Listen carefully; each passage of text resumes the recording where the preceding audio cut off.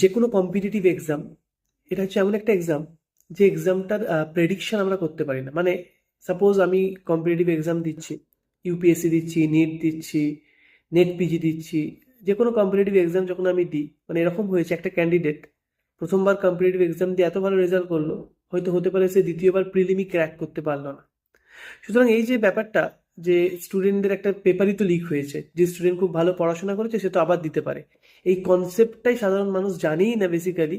যে একজন অ্যাসপিরেন্ট সারা বছর ফোকাস থেকে রেডি হয়ে একটা পেপার দেয় এবং সেই পেপারটা যদি ক্যান্সেল হয়ে যায়, তাদের মেন্টাল প্রেশার কতটা থাকে।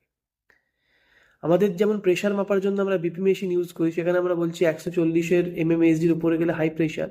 সেরকম যদি তাদের মেন্টাল প্রেশার মাপা যেত, তাহলে কিন্তু আমরা কোনো ইনস্ট্রুমেন্টই সেটাকে ধারণ করতে পারতাম না।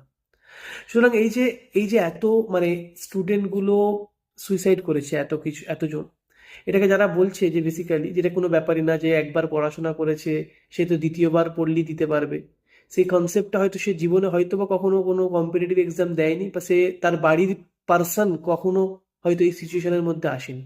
সুতরাং it's not a joke, it's not a small part. একটা স্টুডেন্টের লাইফ অ্যান্ড ডেথের মাঝখানে কিন্তু একটা কন্ডিশন এটা, যে একজন কেউ সারা জীবন, সারা বছর, ইভেন সারা বছর যখন চেষ্টা করে পড়ে রেডি করে একটা এক্সাম দিল, তারপরে সে শুনলো সেটার কোশ্চেন লিক হয়ে গেছে, আবার নতুন করে দিতে হবে, তার প্রেশারটা কিন্তু অনেক।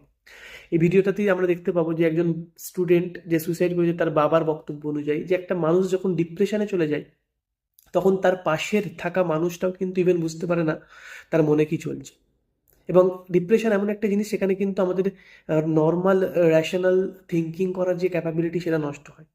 সার্টেন টাইমের মধ্যে আমরা এমন কিছু করে ফেলি যে সিচুয়েশনটাকে কিন্তু ওই মুহূর্তে যদি কেউ আমাদের হাতটা এসে ধরে, তাহলে কিন্তু আমরা ওখান থেকে পার পেয়ে যেতে পারি। আবার ওই মুহূর্তটা যদি কেউ পাশে না থাকে, তাহলে কিন্তু সঙ্গে সঙ্গে মানুষ সুইসাইড করে নিতে পারে।